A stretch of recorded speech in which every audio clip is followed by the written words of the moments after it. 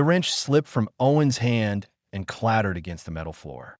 He cursed under his breath and wiped the grease from his palms.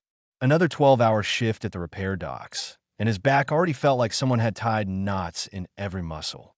At least Liam was happy, sitting cross-legged near the toolbox with his drawing pad. Dad, can dragons really breathe fire? The 8-year-old looked up with those curious brown eyes that reminded Owen so much of his late wife.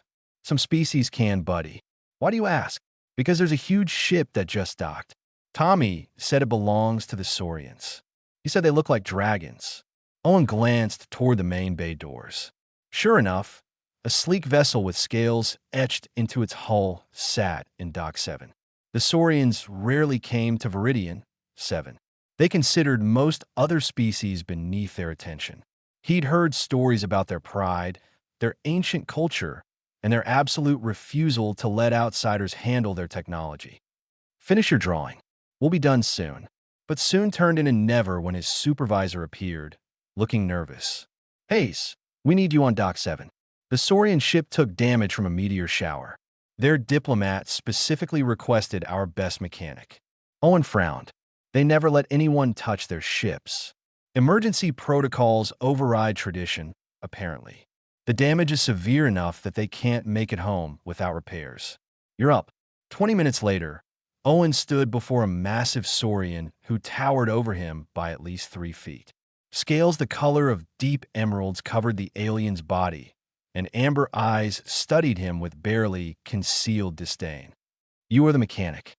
Counselor Draven's voice rumbled like distant thunder. Yes, sir. Owen Hayes. I'll need to inspect the damage before I can give you a repair timeline. You will work quickly and touch nothing beyond what is necessary. My attendants will supervise your every movement. Owen had dealt with difficult clients before. He simply nodded and got to work. Liam stayed close, as he always did during school breaks. The boy had nowhere else to go since his mother passed 2 years ago. Owen couldn't afford station childcare on a mechanic salary, and he refused to leave his son alone in their small quarters. The damage was worse than expected. The hull breach extended into 3 compartments, and several critical systems needed complete replacement. Owen calculated at least 2 weeks of work, maybe more. I'll need to access your aft compartments to reroute the power systems, he explained to Draven. Impossible. That section contains private chambers. Then your ship won't fly. Your choice. The Saurian scales rippled with annoyance, but he finally agreed. You may access corridors B through D. Nothing else. Owen gathered his equipment and headed deeper into the ship. The interior was beautiful in a cold, geometric way. Everything precise, everything ordered. Very different from the chaotic warmth of human spaces. Liam followed quietly, his eyes wide as he took in the alien architecture. Stay close and don't touch anything, Owen warned.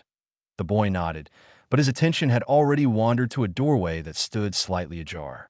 Soft chirping sounds came from within, almost like a bird but deeper. While Owen worked on the damaged power conduit, Liam's curiosity got the better of him. He slipped through the doorway into a dimly lit chamber. The room was warm, much warmer than the rest of the ship. In the center sat a large nest made of woven metal fibers and soft fabric. And in that nest, a small creature watched him with bright golden eyes. The hatchling was no bigger than a house cat, with scales that shimmered like spun gold in the low light. Tiny wings folded against its back, and a tail barely longer than Liam's arm curled around its body. Oh, Liam breathed. You're beautiful. The hatchling tilted its head, studying this strange visitor. Then, to Liam's surprise, it chirped again and took a hesitant step forward. Another step, then it was pressing against Liam's legs, nuzzling his knee with a sound that resembled a purr. Hey there, little one. Liam knelt down slowly, extending his hand. The hatchling sniffed his fingers, then rubbed her head against his palm. The door burst open. 2 Saurian attendants rushed in, their faces showing shock that transcended species barriers. They spoke rapidly in their own language, and within seconds, Counselor Draven appeared. Impossible, he whispered. I'm sorry, I didn't mean to intrude. I heard sounds and I thought. The hatchling approached you willingly. She seems friendly. Is that wrong? One of the attendants spoke in heavily accented human language. Hatchlings fear strangers, especially strangers from other species.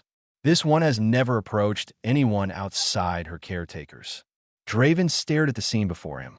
The golden hatchling, Syrah, sat contentedly against the human child's legs, her tail wrapped loosely around his ankle. When Liam moved his hand, she followed it with her snout, seeking more contact. "We should go," Owen said, appearing in the doorway. He'd heard the commotion and come running. "Liam, come on." "But Dad, she likes me." "Now, son." Reluctantly, Liam stood. The moment he stepped away, Syrah's demeanor changed. She chirped urgently, reaching toward him with one small clawed foot. When he didn't return, the chirps became sharper, more distressed. "It's okay. I have to go," Liam said gently. "I'll see you tomorrow, maybe." Owen pulled his son from the nursery. Behind them, Syrah's calls grew louder. By the time they reached the corridor, the hatchling was shrieking. The sound pierced through the ship's walls, desperate and heartbroken. Draven stood frozen in the nursery doorway. His attendants tried everything to calm Syrah. They offered food, sang traditional lullabies, adjusted the temperature, and brought her favorite sleeping cloth. Nothing worked. The hatchling threw herself against the nest walls, calling out again and again for the small human who had shown her kindness. Hours passed. Syrah refused to eat. She wouldn't settle. Her golden scales began to lose their luster as stress hormones flooded her small body. The physicians arrived and examined her with growing concern. "Her temperature is rising," one reported. "If this continues, she could develop a dangerous fever." Draven watched the hatchling he'd sworn to protect waste away before his eyes. Pride meant nothing in the face of such suffering. He made a decision that went against every tradition he'd been taught. He would have to call the human back. The question was whether the mechanic would agree, and whether that strange bond between species could truly save Syrah's life. Everything Draven thought he knew about the natural order hung in the balance, and a small golden hatchling held the power to change it all. The message came through at 3 in the morning. Owen woke to his communicator buzzing insistently on the nightstand. He grabbed it, squinting at the bright screen in the darkness. Liam stirred in the bed across their small quarters, but didn't wake. "Hayes here," Owen mumbled. "This is Counselor Draven. I require your presence immediately. Bring your son." Sleep vanished instantly. "It's the middle of the night." "What's wrong?" "The hatchling." "Please." I would not ask if it were not critical. The desperation in that proud voice told Owen everything. He looked at his sleeping son, then back at the communicator. "Give me 15 minutes. Liam was confused, but got dressed without complaint. They made their way through the empty station corridors to Dock 7. The Saurian ship's entrance stood open, and Draven himself waited there. The counselor looked exhausted, his scales dull and his shoulders slumped. "Thank you for coming. I know this is highly irregular." "What happened?" Owen kept Liam close. "Syrah has not eaten since you left. She refuses sleep. Her temperature continues to rise, and our physicians fear permanent harm if this continues much longer. I have tried everything within my knowledge and tradition. Now I must try something beyond both." He led them back to the nursery. The warm chamber now felt stifling. Syrah lay in her nest, barely moving, her breathing rapid and shallow. The golden shimmer of her scales had faded to a dull yellow. When she saw Liam, her eyes brightened. She lifted her head and let out a weak chirp. "Oh no," Liam whispered. He rushed forward without thinking, dropping to his knees beside the nest. "What's wrong with her?" The moment his hand touched her scales, Syrah's entire body relaxed. She crawled into his lap, tucking her head under his chin, and released a long, shuddering sigh. Her breathing began to slow, deepening into a more natural rhythm that a Saurian physician stood nearby, monitoring equipment that Owen didn't recognize. The alien's eyes widened as readings on a display screen changed dramatically. "Her heart rate is normalizing," the physician said in disbelief. "Temperature dropping to healthy levels. Stress hormones decreasing rapidly." Owen watched his son cradle the small dragon. Liam stroked her back gently, murmuring soft words. "It's okay now. I'm here. You're going to be fine." Draven observed in silence for several minutes. Finally, he spoke. In all our recorded history, no hatchling has ever formed an attachment to another species. Saurian young instinctively fear the unfamiliar. Yet Syrah treats your son as she would a clutch mate or parent. I don't understand it either, Owen admitted. But I can't let her suffer. Would you permit your son to visit daily? Just until our repairs are complete. 2 weeks, perhaps 3. Owen's protective instincts warred with his compassion. He didn't know these aliens. Didn't trust them, if he was honest. But looking at Liam's gentle care and Syrah's obvious relief, he couldn't refuse. On my terms. I supervise every visit. Liam is never alone with her without me present. And if I see anything that concerns me, we leave immediately. Agreed. You have my word as counselor. For the next 3 days, Liam visited Syrah every morning and afternoon. Each time, the hatchling greeted him with excited chirps and wrapped her tail around his wrist. Owen worked on the ship's repairs while keeping one eye on the nursery. The Saurian attendants gradually relaxed their vigilant supervision as they saw that the human child meant no harm. Liam talked to Syrah constantly. He told her about his mother, about learning to read, about the stars visible from the station's observation deck. The hatchling listened with apparent fascination, her golden eyes never leaving his face. Sometimes she mimicked his sounds, creating strange, chirping versions of human words that made Liam laugh. Owen found himself talking with Draven during the repair work. The counselor was different in private, less formal and more genuinely curious about human culture. He asked about human child-rearing practices, about emotional bonds between parents and children, about grief and loss. Your son speaks of his mother often, Draven observed one afternoon. The pain of her absence is clear, yet he faces it without bitterness. He's stronger than I am sometimes, Owen said quietly. Losing her nearly broke me. Liam somehow found a way to keep going, to keep finding joy in small things. Perhaps that is why Syrah chose him. Young ones sense strength of spirit. On the 3rd evening, as Owen and Liam prepared to leave for the night, Syrah became agitated. She followed Liam to the nursery door, crying urgently. When the attendants tried to settle her back into the nest, she fought them, her distress escalating quickly. Owen and Liam were halfway to their quarters when Owen's communicator buzzed again. She will not come, Draven said. We have been trying for 2 hours.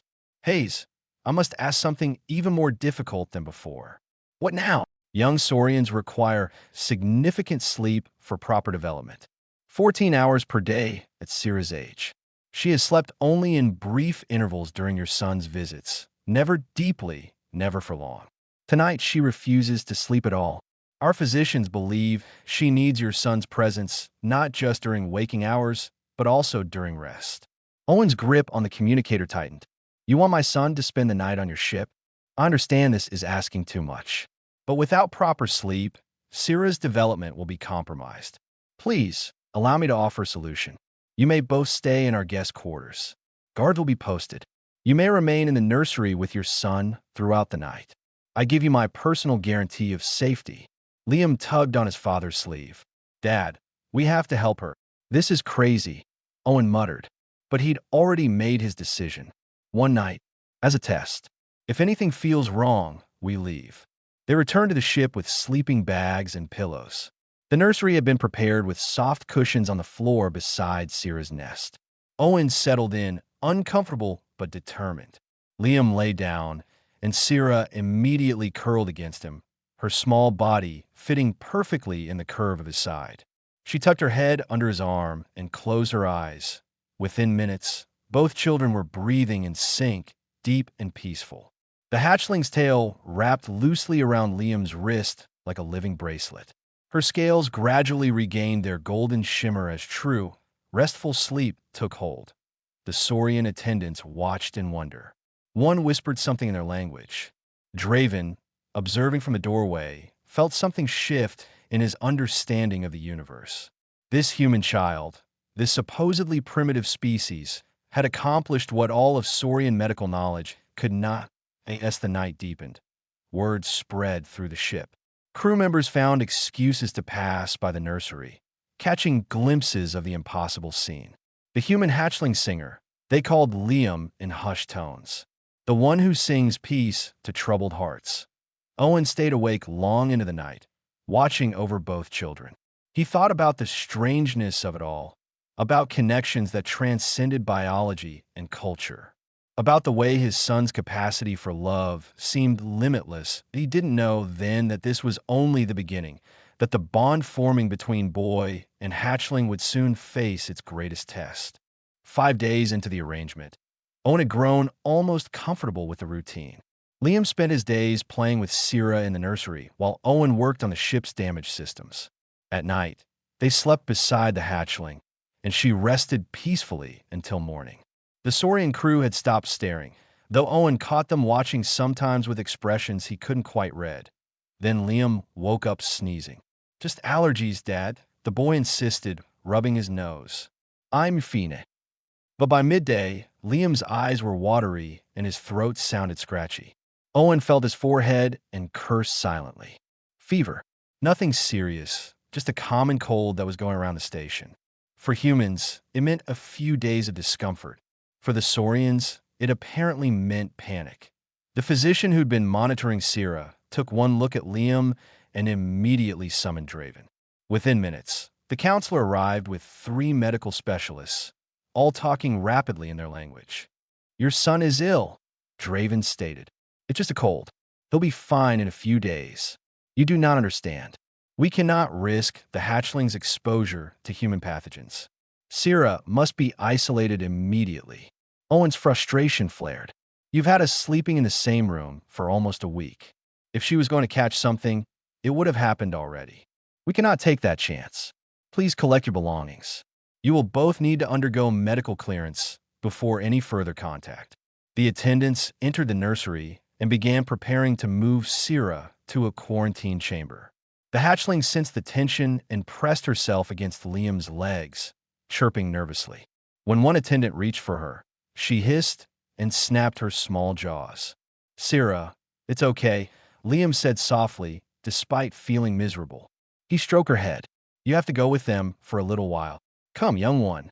The attendant tried again, but Syrah refused to budge. Finally, they had to physically lift her away. The hatchling's cries echoed through the corridors as they carried her to isolation. Liam watched with tears streaming down his face, though Owen couldn't tell if they were from sadness or his cold. "I am sorry, Buggy. Let's get you back to our quarters and into bed." 3 hours later, Owen's communicator buzzed. He'd been sitting beside Liam's bed, monitoring his son's fever and trying not to think about the small dragon suffering in isolation. "Hayes." Draven's voice was strained. "We have a problem." "What kind of problem?" "Syrah is deteriorating rapidly. She refuses all food and water. Her temperature is spiking, and she has begun harming herself by thrashing against the chamber walls. Our physicians believe the stress of separation is triggering a critical health crisis." Owen rubbed his face. "What do you want from me?" "I want you to tell me that there is a solution. That I do not have to choose between protecting the hatchling from potential disease or watching her die from confirmed distress." Scan Liam. Run every test you have. If you can prove his cold won't hurt her, then you let them see each other. If you find any risk, real risk based on evidence, then we wait it out. Silence stretched across the connection. Then, bring your son to medical bay. Immediately. The next 2 hours involved more medical scans than Owen had seen in his entire life. The Saurian physicians examined Liam from every angle, took samples of everything, and ran analysis after analysis. Liam bore it all patiently, asking only, "Will this help Syrah?" Finally, the lead physician approached Draven with results displayed on a tablet. They spoke in their language, but Owen watched their expressions shift from concern to confusion to something like wonder. "What did you find?" Owen demanded. Draven looked at Liam, then at Owen. "We found something unexpected. Your son's elevated body temperature, rather than being a danger, appears to provide benefit. Human core temperature is higher than ours. This warmth seems to comfort Syrah on an instinctual level." The physician continued in accented human speech. "We also detected specific chemical compounds in the boy's system. Stress response hormones, but configured in a way that produces calming pheromones when caring for others. Our analysis suggests these compounds have a sedative effect on young saurians. You're saying Liam's biology actually helps her? More than helps.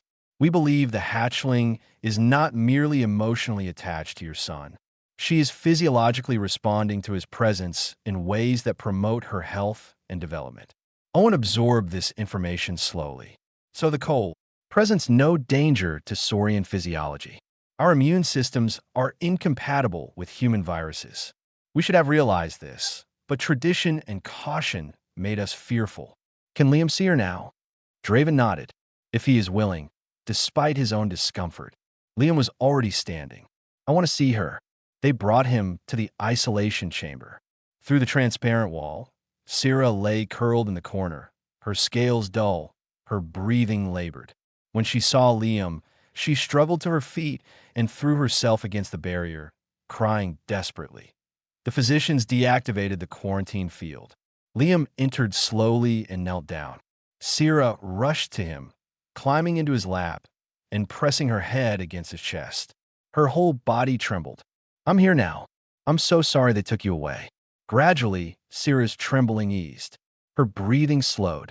She seemed to draw warmth from Liam's fevered body, soaking in the heat like a plant towards sunlight. The physicians monitored their instruments, watching readings stabilize and improve. Remarkable, one whispered. Her stress markers are dropping faster than any medication could achieve. Owen sat beside his son, feeling Liam's forehead. The fever hadn't broken yet, but the boy paid it no attention. All his focus was on comforting the small dragon in his arms. Draven stood apart, observing. His entire understanding of natural law was being rewritten. Saurians believed in the purity of their species, in the clear divisions between different life forms. Yet here was undeniable evidence of cross-species symbiosis. The human child provided warmth and calming chemistry. The hatchling provided purpose and companionship. Neither was using the other. They were genuinely helping each other thrive. We will need to conduct further research, the lead physician said. This discovery could change our understanding of biological compatibility. Research later, Owen said firmly. Right now, my son needs rest, and so does Syrah. Are we done being separated? Yes, Draven agreed. No more separation. I apologize for causing unnecessary suffering to both young ones. That night, back in the nursery, Liam fell asleep with his cold symptoms still present but manageable. Syrah curled against him, seeming to relish the extra warmth his fever provided. Owen watched them both, marveling at the strangeness of the universe that in the corridor outside. Saurian crew members whispered about the human child who could heal with his presence, about the medical impossibility happening before their eyes, about traditions that might need to change. But the hardest change was still to come. The ship repairs were progressing quickly, ahead of schedule. Soon, very soon, Draven would have to take Syrah home to the Saurian homeworld, and Liam would have to stay behind. Neither child knew yet what was coming. Owen did, and the knowledge sat heavy in his chest like a stone.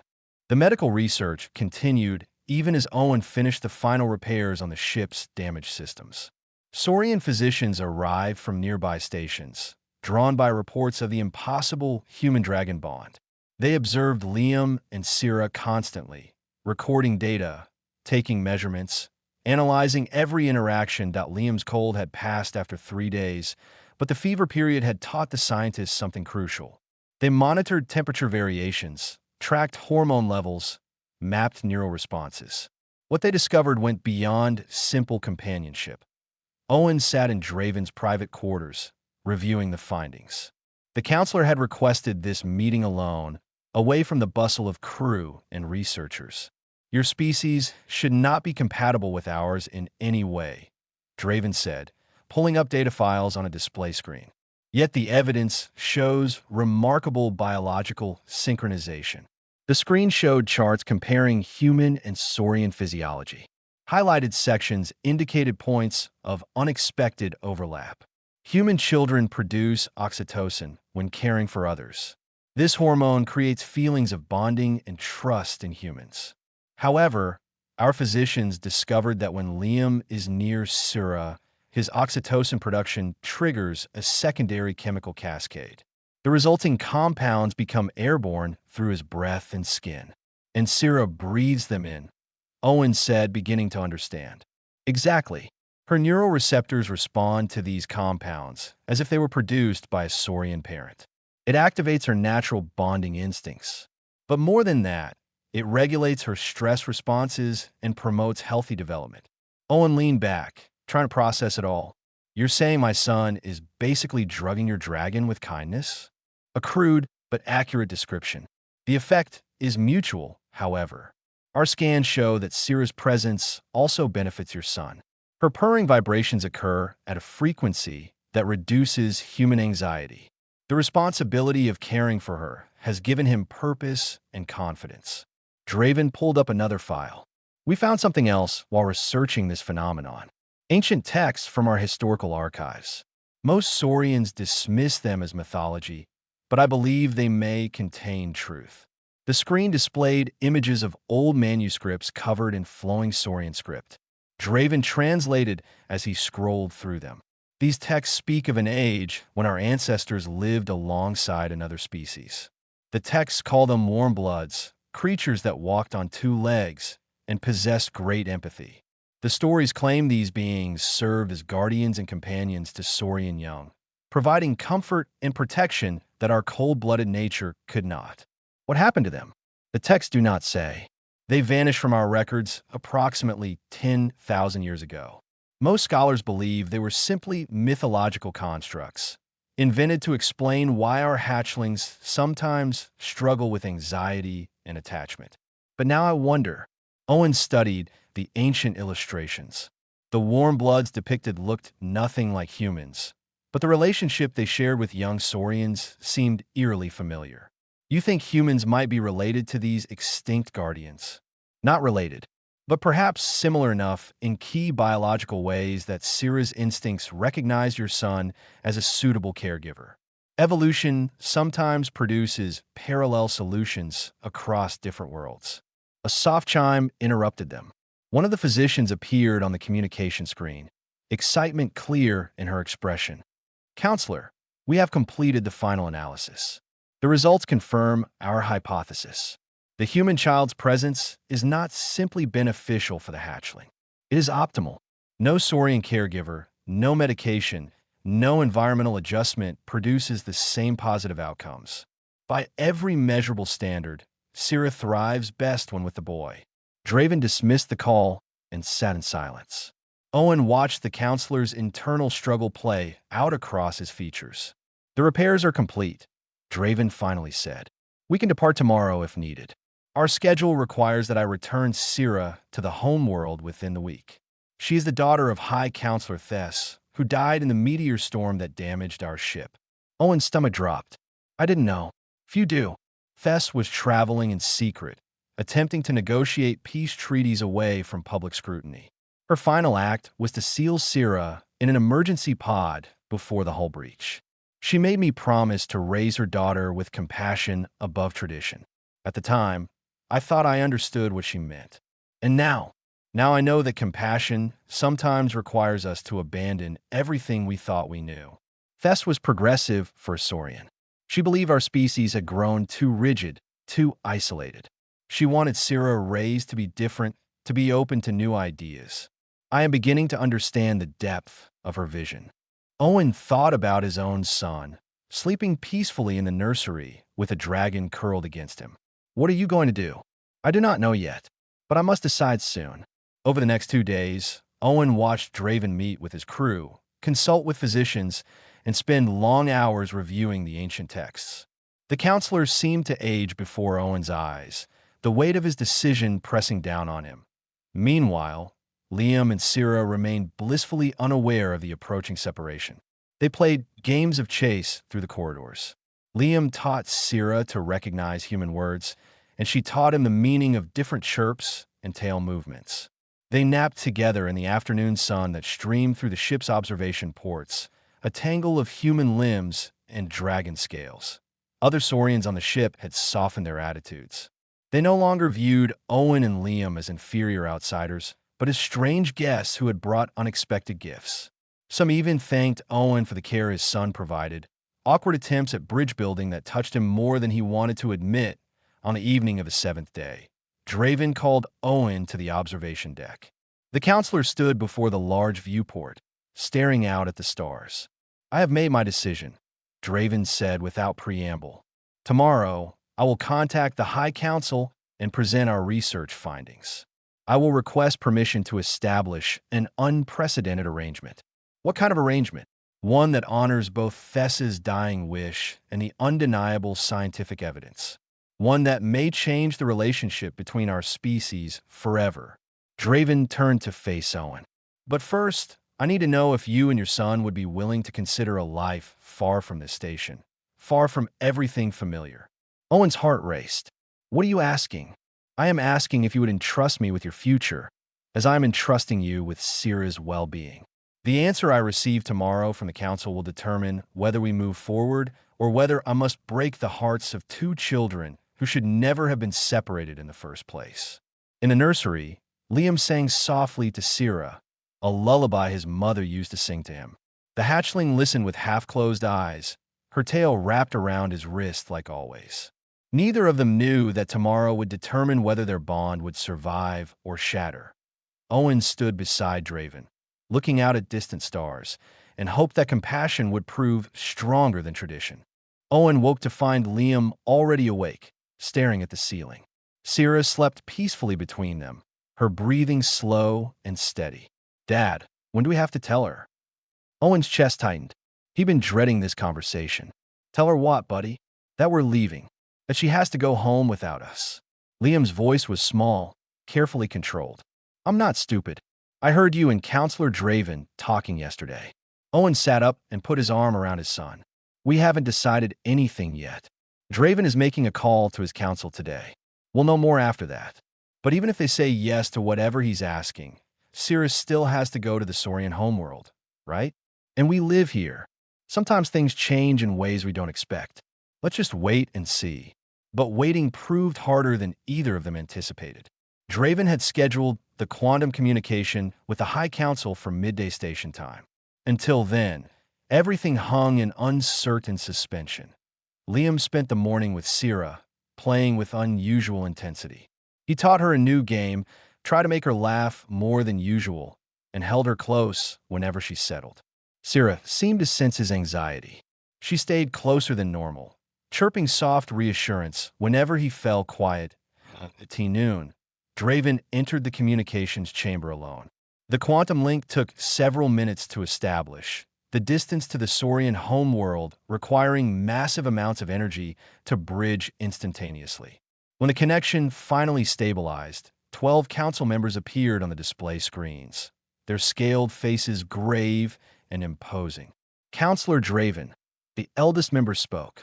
Your request for emergency session was most unusual. Explain why you have disturbed the council's regular proceedings. Draven stood straight, his voice steady despite the tremor Owen detected underneath. Honored Council, I bring news of a discovery that challenges our fundamental understanding of biology and tradition. It concerns the hatchling Syrah, daughter of High Counselor Thess. Murmurs rippled through the council members. Thess's death was still recent, the wound still raw in Saurian political circles. The hatchling survived the attack. We know this, another council member said. What discovery could possibly require emergency session? Syrah has formed an unprecedented bond with a member of another species, a human child. Our medical research confirms that this bond is not merely emotional, but biological. The human's presence actively promotes the hatchling's health in ways no Saurian caregiver can match. The murmurs turned to shocked exclamations. One council member hissed audibly, Impossible. Hatchlings do not bond outside their species. Nevertheless, it has occurred. I have documentation from 4 independent physicians, biological analysis, and historical research suggesting this phenomenon may have ancient precedent. I am transmitting all files now. For the next hour, the council reviewed the evidence while Draven waited.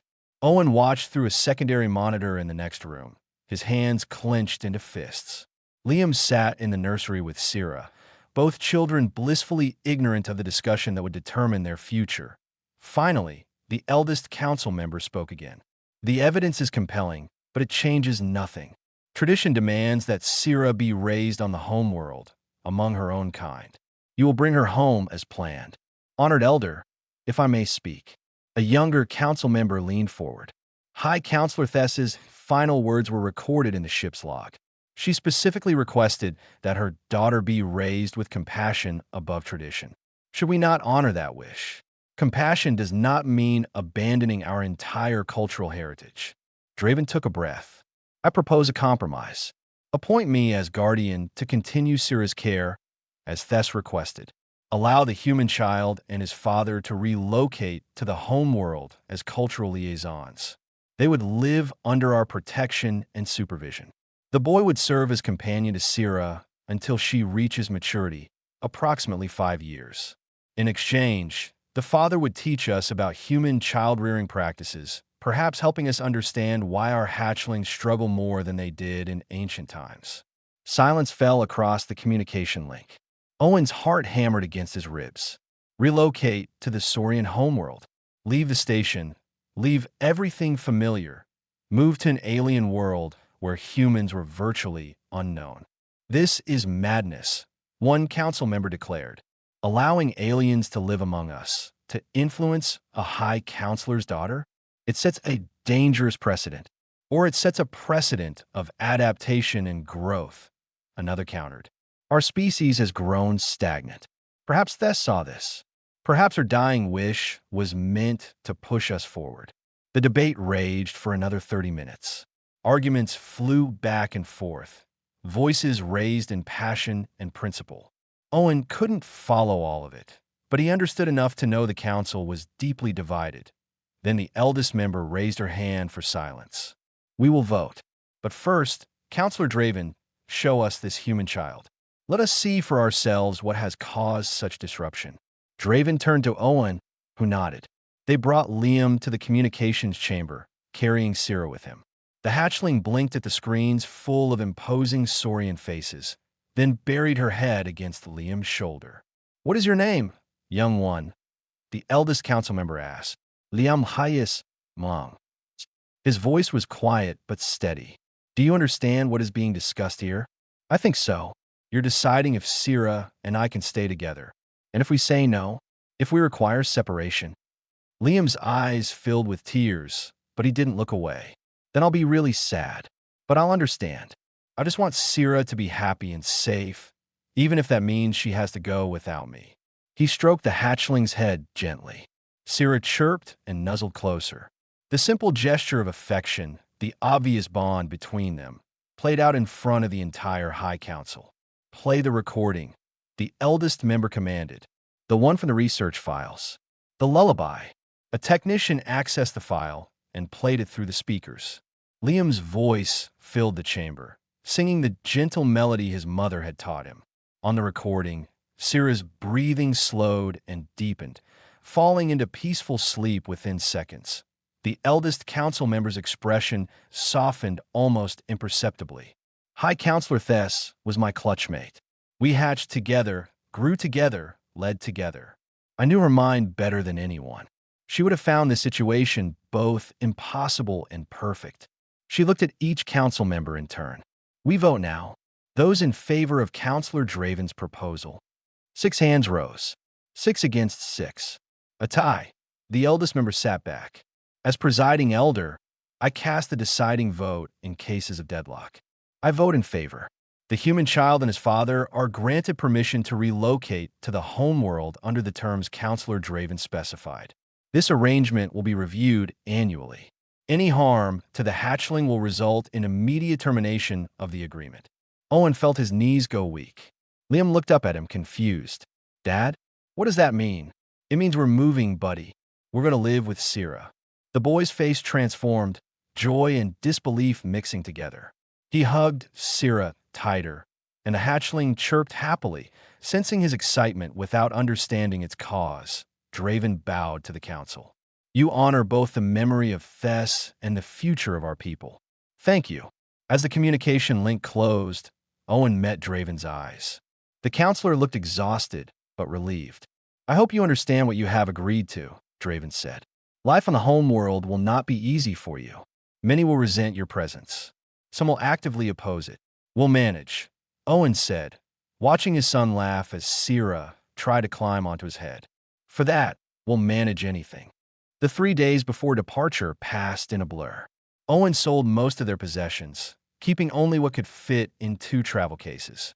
The station administrator was shocked when Owen submitted his resignation, but word had already spread about the human mechanic whose son had tamed a dragon hatchling. People understood, even if they thought he was crazy. You're really going through with this? His supervisor asked, reviewing the resignation forms. My son found something special. I'm not going to take that away from him because it's difficult or scary. Most parents would. Owen thought about his late wife, about the promises they'd made to raise Liam with courage and compassion. Then I guess I'm not most parents. Liam said goodbye to his few friends at the station school. Most were jealous rather than sad.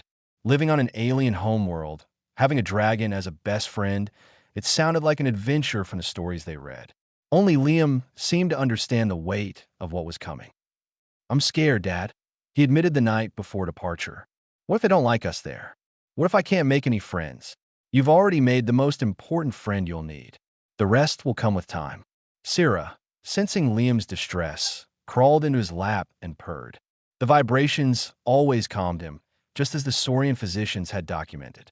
Boy and hatchling had become so attuned to each other that they seemed to share emotions across species barriers. The departure ceremony was small but significant.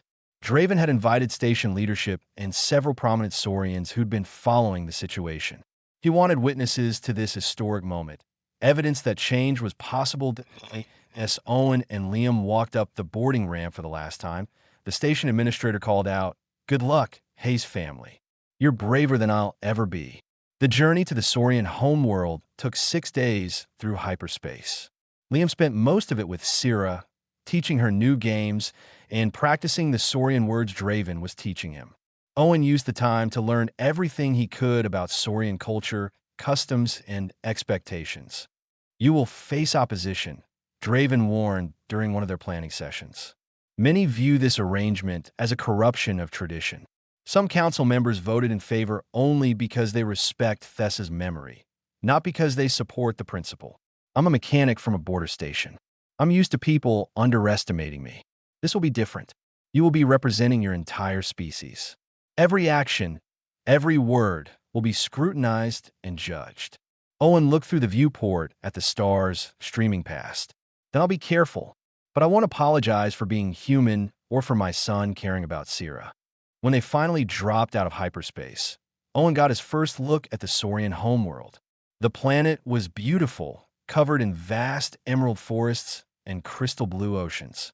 Cities glowed like jewels across the surface, architecture that blended natural forms with precise geometric design. The ship landed at the capital spaceport. Draven had arranged for a private arrival, avoiding public attention until Owen and Liam had time to adjust. A transport vehicle took them through the city to a residential district where elegant buildings rose among carefully cultivated gardens. Their new home was modest by Saurian standards, but luxurious compared to their station quarters. 3 bedrooms, a common area, and large windows overlooking a park where young Saurians played. The nursery had been specially prepared for Syrah, with temperature controls and a nest similar to what she'd known on the ship.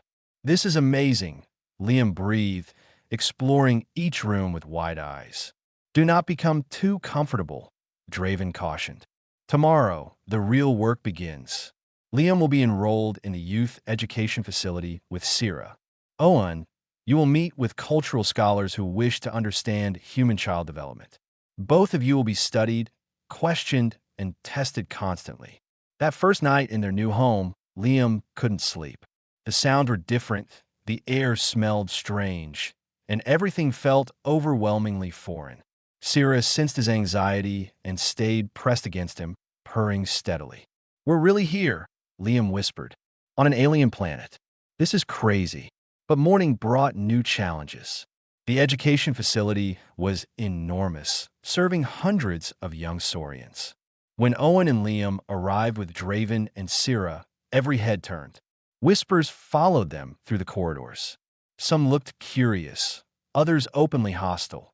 The headmaster was an elderly Saurian named Corvin, who regarded Liam with unconcealed skepticism. This human will attend classes with our youth. He will attend specialized classes designed for his educational level, alongside Syrah, as approved by the High Council, Draven said firmly. Most irregular. We have no curriculum for aliens. Then you will adapt. That is, after all, what education means. Liam's first day was brutal. The other young Saurians avoided him, forming tight groups that excluded the strange human. Only Syrah stayed by his side, hissing at anyone who came too close with aggressive intent. By lunchtime, Liam was fighting back tears that a young Saurian named Rena approached cautiously. Why does the hatchling stay with you? She's my friend, Liam said simply. Hatchlings do not befriend other species. Everyone knows this. Syrah didn't know she wasn't supposed to, so she just did it anyway. Rena considered this, tilting her head in the Saurian gesture of contemplation. Perhaps the hatchling is wiser than everyone else. It was a small moment, but it mattered. By the end of the week, 3 young Saurians were regularly sitting with Liam and Syrah at lunch. By the end of the month, he'd been invited to join a study group. Meanwhile, Owen's work with the cultural scholars was revealing unexpected truths. As they studied human child-rearing practices, they began to recognize patterns that matched the ancient texts about warm-blood guardians. Your species values emotional connection above rigid structure, one scholar observed. You prioritize adaptability and empathy. These traits seem designed to complement our own weaknesses. Maybe that's not coincidence, Owen suggested. Maybe the universe sometimes creates species that need each other. 3 months into their new life, Draven invited Owen to a formal council observation session. Syrah's progress was being evaluated to determine if the arrangement should continue. The council watched recordings of Syrah with Liam at the education facility, documentation of her health metrics, and reports from her teachers. Every measure showed exceptional development. Syrah was ahead of her age group in social skills, emotional regulation, and cognitive growth. The evidence is clear, the eldest council member stated. This arrangement benefits the hatchling beyond any traditional method. But we must also consider the broader implications. If one human child can bond with one Saurian hatchling, what does this mean for our species' future? Another council member spoke up. I propose we establish a formal research program. Study this phenomenon properly. Perhaps there are other young ones who might benefit from similar arrangements. You suggest we invite more humans to our world. I suggest we stop pretending we are self-sufficient when evidence shows we are not. Pride has its place, but not at the expense of our children's well-being. The debate was lengthy, but the conclusion was inevitable. The arrangement would continue, and a new department would be created to study human-Saurian developmental partnerships.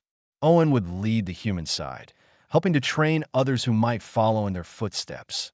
That evening, Owen found Liam in the park with Syrah and several young Saurian friends. They were playing a game that seemed to combine human tag with Ursian hunting ritual, laughing and calling to each other in a mixture of both languages. Draven joined Owen on the bench. You have done well. Both of you. We're just living our lives. Liam's just being himself. That is precisely why you have succeeded. You did not try to become Saurian. You remained human, and in doing so, showed us what we were missing. 6 months later, the truth of what had happened finally became clear to Owen. He was sitting in his quarters, reviewing reports, when the pieces fell into place. Syrah hadn't just randomly bonded with Liam. Her mother, High Counselor Thess, had been working toward this very outcome. The secret peace negotiations, the specific route through the meteor field, even the placement of the emergency pod near the nursery, all of it had been calculated. Thess hadn't known she was dying. She'd arranged for her ship to need repairs at a station with a human population. She'd made Draven promise to prioritize compassion, knowing he would interpret that broadly when faced with an impossible situation. Owen confronted Draven with his theory. The counselor was quiet for a long moment, then nodded. Thess believed our species was dying slowly, suffocating under the weight of tradition. She wanted Syrah to be the bridge to something new. She chose that station deliberately, researched which mechanics had children, even timed the meteor damage to ensure maximum urgency. She orchestrated all of this.